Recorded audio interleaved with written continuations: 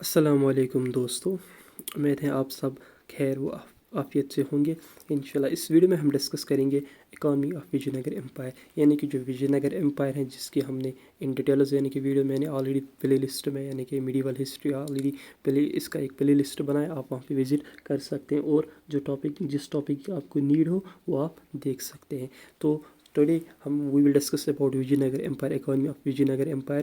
Let us start. The economy was mainly based on agriculture. जो इनकी economy थी वो किस पे बेस्ड थी? एग्रीकल्चर पे, ट्रेड पे, टेम्पल्स पे एंड क्राफ्ट्स पे। जो एग्रीकल्चर थी, एग्रीकल्चर में क्या था, एक मेन ऑक्यूपेशन थी इनकी। कौन कौन से क्रॉप्स से ग्रो करते थे? एक तो राइस था, वीट था, sugarcane and cotton. Rulers जो थे उन्होंने बिल्ड किए थे बड़े बड़े टैंक्स, बड़े बड़े कैनल्स और बड़े बड़े डैम्स। किसके लिए? ताकि इम्प्रूव करना इरीगेशन को। इसके बाद जो लैंड रिन्यू सिस्टम था वो कैसा था? जो फार्मर्स थे वो पेड करते थे टैक्सेस, यानी किस पे? यानी कि बेस्ड था यानी कि quality and size of land, यानी कि लैंड की क्वालिटी क्या है और साइज़ क्या है लैंड का, उसी के हिसाब से वो पेड करते थे क्या?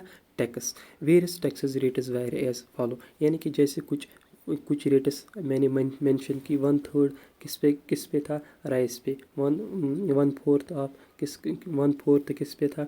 यानी कि रागी एंड हॉर्स ग्राम पे। और 1/6 किस पे था? मिलेट एंड अदर क्रॉप्स पे। जो बाकी टैक्सेस थी यहाँ पे ये मैरिज टैक्स है, मैरिज कस्टम ड्यूटी एट्सट्रा, ये इस पे भी क्या लगता था? टैक्स लगता था। ट्रेड वाज डन, किस किस के साथ इनका ट्रेड था?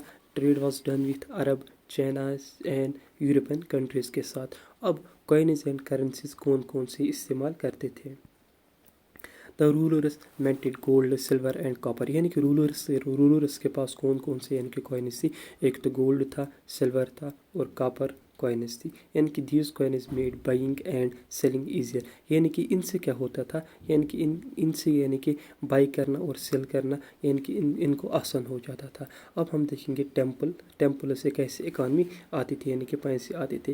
जो टेम्पल्स थे वो रिच थे एंड पावरफुल थे, यानी कि जो टेम्पल्स से वो रिसीव करते थे land, gold, donations. They helped in employment and local trade activities, और जिससे क्या हुआ? जिससे इन्हें फ़ायदा मिला, किस में? यानी कि लोकल ट्रेड में और एम्प्लॉयमेंट में।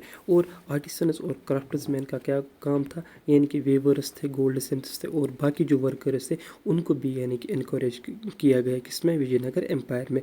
क्राफ्ट्स एंड हैंडमेड गुड्स जो थे यानी कि वो भी एक्सपोर्ट किए जाते थे। तो ये थी इनकी इकॉनमी। तो यहाँ से हम इकॉनमी को कंप्लीट करते हैं और नेक्स्ट वीडियो में हम बहमानी किंगडम के बारे में डिस्कस करेंगे। और अगर आपको वीडियो पसंद आया तो ज़रूर लाइक करना और कमेंट करना और अपने दोस्तों के साथ भी शेयर करना। Thank you.